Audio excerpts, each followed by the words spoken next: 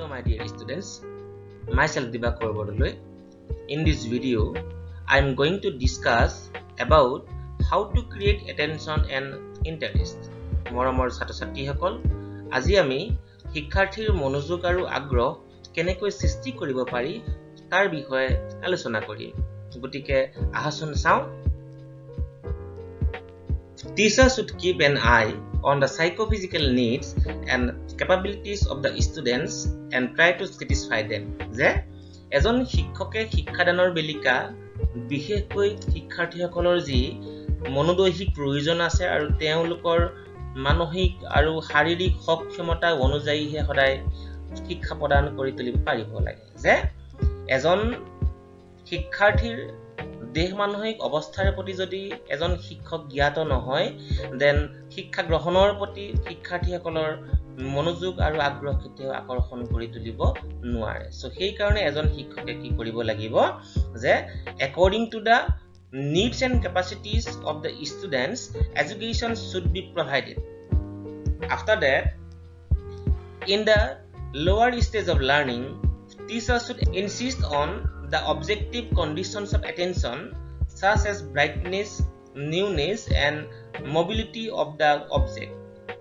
যে শিক্ষণৰ নিম্ন পৰ্যায়ত শিক্ষাৰ্থীসকলৰ মনোযোগসমূহ আকৰ্ষণ কৰিবৰ বাবে মনোযোগৰ যিবোৰ নেকি বাহ্যিক কাৰণ আছে সেই বাহ্যিক কাৰণবোৰ যেনে উজ্জ্বলতা, নতুনত্ব বা গতিশীলতা ইত্যাদি ধৰণৰ ওপৰত বিশেষকৈ গুৰুত্ব প্ৰদান কৰি তুলিব পাৰিব লাগে। কাৰণ আমি জানো যে কি যে এটা শিশুৱে বিশেষকৈ নতুনত্ব বা উজ্জ্বলতা বা গতিশীলতাৰ বিষয়বস্তুৰ ওপৰত খুব সোনকালেই মনোযোগ দিয়া পৰিলক্ষিত হয়।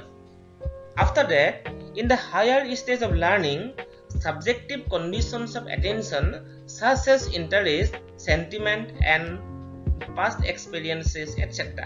যে শিক্ষণৰ উচ্চ পৰ্যায়ত বিশেষকৈ মনোযোগৰ যিবোৰ আভ্যন্তৰীণ কাৰণ আছে বা বিষয়নিষ্ঠ কাৰণ আছে যেনে আগ্ৰহ, ভাববৃত্তি বা অতীতৰ অভিজ্ঞতাসমূহৰ ওপৰত ভিত্তি কৰি সদায় শিক্ষা প্ৰদান কৰি তুলিব লাগে। যে ইয়াৰ জৰিয়তেহে যে শিক্ষণৰ উচ্চ পৰ্যায়ত শিক্ষাৰ্থীসকলৰ মনত আগ্ৰহ আৰু মনোযোগৰ সৃষ্টি কৰি তুলিবলৈ আমি সক্ষম হ'ম। After that, teachers should appreciate progress of the students. He should avoid to discourage the students publicly. যে শিক্ষকসকলে শিক্ষাৰ্থীসকলৰ ভাল কামৰ কাৰণে সদায় প্ৰশংসা কৰিব লাগে আৰু এজন শিক্ষকে শিক্ষাৰ্থীসকলক কেতিয়াও পাব্লিকলি ডিসকাৰেজ কৰিব নালাগে বা ডিমোটিভেট কেতিয়াও কৰি তুলিব নালাগে। যে যদি কিবা ক'ব লগা থাকে যে শিক্ষাৰ্থীজনক অকলহৰে মাতি আনি তেওঁক যিমান পাৰে বুজাব লাগে আৰু কেনে ধৰণৰ আমি কৰ্ম কৰিলে বা কেনে ধৰণৰ কামবোৰ কৰিলে আমি আগুৱাই যাব পাৰো সেই বিষয়ে সাধাৰণতে পৰামৰ্শ প্ৰদান কৰিব লাগে। আৰু তেতিয়াহে এজন শিক্ষাৰ্থীয়ে যে আসলে পুনৰাই মোটিভেট হৈ বিষয়বস্তুৰ প্ৰতি মনোযোগী আৰু আগ্ৰহান্বিত হৈ উঠা আমি দেখিবলৈ পাওঁ। After that, students learning should be made spontaneous and self-promoted. Reward and punishment should be avoided. যে শিক্ষাৰ্থীসকলৰ যি শিকন প্ৰক্ৰিয়া সেই শিকন প্ৰক্ৰিয়া সদায় আত্মপৰ্যায়ৰ বা স্বতঃস্ফূৰ্ত হৈ উঠাটো খুবেই প্ৰয়োজন। যে এই ক্ষেত্ৰত যে সাধাৰণতে বিশেষকৈ ৰিৱাৰ্ড এণ্ড পানিছমেণ্টবোৰ সদায় এজন শিক্ষকে এভয়েড কৰি তুলিব পাৰিব লাগে। After that, freedom of self-expression through self-activity is an essential condition of creating interest. যে শিক্ষাৰ্থীসকলৰ মনত আগ্ৰহৰ সৃষ্টি কৰি তুলিবৰ বাবে তেওঁলোকৰ যিবোৰ অন্তৰ্নিহিত ক্ষমতা আছে গুণবোৰ আছে সেইবোৰ এক্সপ্ৰেছ কৰি তোলাৰ কাৰণে এনে এটা পৰিৱেশ শিক্ষকে সৃষ্টি কৰি তুলিব পাৰিব লাগে যাতে এজন শিক্ষাৰ্থীয়ে মনৰ ভাৱবোৰ খুব সুন্দৰকৈ বা মুকলিকৈ প্ৰকাশ কৰি তুলিবৰ কাৰণে সক্ষম হ'ব পাৰে। কাৰণ কেতিয়াবা এনেকুৱা ধৰণৰ আমি দেখা পাওঁ যে এজন শিক্ষকে সাধাৰণতে ফাৰ্ষ্ট, ছেকেণ্ড এণ্ড থাৰ্ড বেঞ্চৰ ল'ৰা ছোৱালীকহে সাধাৰণতে গুৰুত্ব দিয়া যায়। যে সাধাৰণতে maximum teachers avoided the backbenchers. যে যিসকল ল'ৰা ছোৱালী পিছত বহে সাধাৰণতে তেওঁলোকক গুৰুত্ব দিয়া নাযায় বা আমি যদি শ্ৰেণীকোঠাৰ পৰিৱেশত চাবলৈ যাওঁ যে নম্বৰ 1, 2 and 3 সাধাৰণতে বেছি গুৰুত্ব দিয়ে আৰু আন যিবোৰ ছাত্ৰ ছাত্ৰী থাকে সেইবোৰক সাধাৰণতে গুৰুত্ব দিয়া দেখা নাযায়। সো সকলো শিক্ষাৰ্থীৰে আগ্ৰহবোৰ সৃষ্টি কৰি তুলিবৰ কাৰণে এজন শিক্ষকে আত্মশিক্ষণৰ জৰিয়তে কেনেকৈ তেওঁলোকে নিজৰ মনোভাৱবোৰ প্ৰকাশ কৰি তুলিব পাৰে তাৰ ওপৰত বিশেষ গুৰুত্ব প্ৰদান কৰি তুলিব পাৰিব লাগে। After that, teachers should proceed from the known to the unknown, simple to complex in teaching. যে এজন শিক্ষকে শিক্ষাদানৰ বেলিকা বিশেষকৈ শিক্ষণৰ যিবোৰ নীতি আছে বা মেক্সিমছ অফ টিচিং আছে সেইবোৰ সদায় আচলতে ফলো কৰিব লাগে যে লাইক যে known to the unknown বা জনাৰ পৰা নজনা বিষয়বস্তু শিকাব লাগে এণ্ড আফটাৰ ডেট যে চিম্পল টু কমপ্লেক্স বা সহজৰ পৰা জটিল বিষয়বস্তুলৈ সদায় গতি কৰিব লাগে যে কিয়নো যে যদিহে ক্লাছৰ আৰম্ভণিতেই এজন শিক্ষকে এটা কঠিন বিষয়বস্তু শিক্ষাৰ্থীসকলৰ আগত উপস্থাপন কৰে দেন তেনে ধৰণৰ বিষয়বস্তুৱে শিক্ষাৰ্থীসকলৰ মনোযোগ কেতিয়াও আকৰ্ষণ কৰি তুলিব নোৱাৰে। সো সেইভাবে আমি ক'ব পাৰো যে কি যে এজন শিক্ষকে যে শিক্ষাৰ্থীসকলৰ মনোযোগ আৰু আগ্ৰহ সৃষ্টি কৰি তুলিবৰ কাৰণে সদায় শিক্ষণৰ যিবোৰ নীতি আছে সেই নীতিবোৰ সদায় ফলো কৰিব লাগে। After that, audiovisual aids should be supplemented to create attention and interest.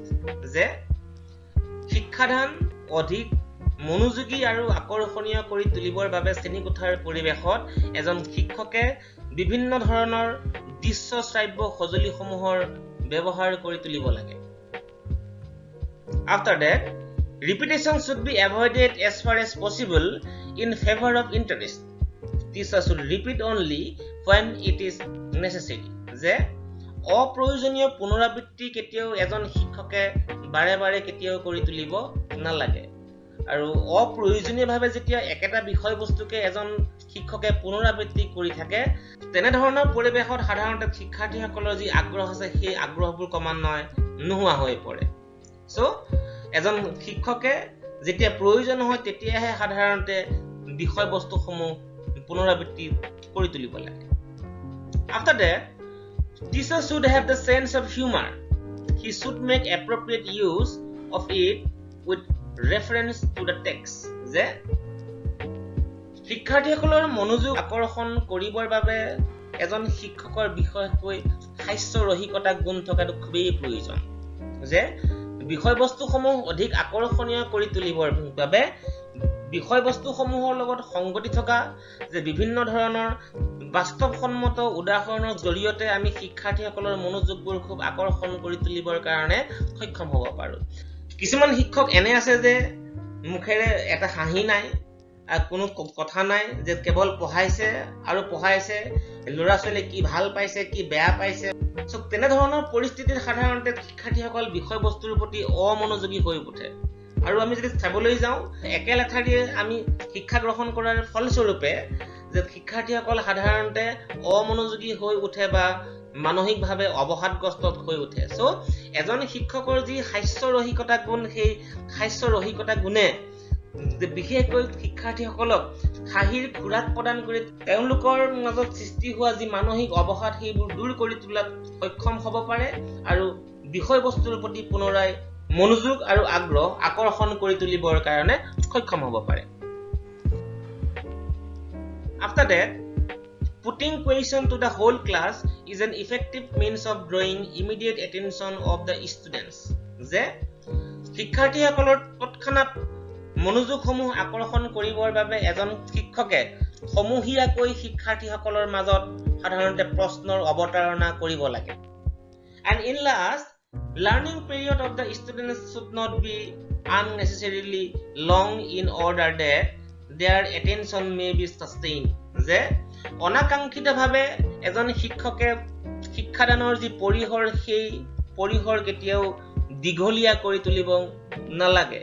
So দীঘলীয়া শিক্ষণে সাধাৰণতে শিক্ষাৰ্থীসকলৰ মনত বিৰক্তি জন্মায় আৰু তেনে ধৰণৰ বিৰক্তিয়ে সাধাৰণতে বিষয়বস্তুৰ প্ৰতি শিক্ষাৰ্থীসকলক অমনোযোগী কৰি তোলে। সো এজন শিক্ষকে যিমান পাৰে বিষয়বস্তুসমূহ অৱতাৰণা কৰিবলৈ খুব কম সময়ৰ ভিতৰত কেনেকৈ খুব সুন্দৰকৈ শিক্ষা প্ৰদান কৰি তুলিব পাৰি তাৰ ওপৰত বিশেষকৈ গুৰুত্ব প্ৰদান কৰি তুলিব পাৰিব লাগে আৰু তেতিয়াহে শিক্ষাৰ্থীসকলৰ মনোযোগ আৰু আগ্ৰহ আকৰ্ষণ হৈ উঠা আমি দেখিবলৈ পাওঁ। So my dear students, আশা কৰিছো তোমালোকে মনোযোগ আৰু আগ্ৰহ কেনেকৈ আমি সৃষ্টি কৰিব পাৰো তাৰ উপায়সমূহৰ বিষয়ে জানিবলৈ সক্ষম হৈছা আৰু ইমান সময় মোৰ ভিডিঅ'টি চাই থকাৰ বাবে তোমালোকক ধন্যবাদ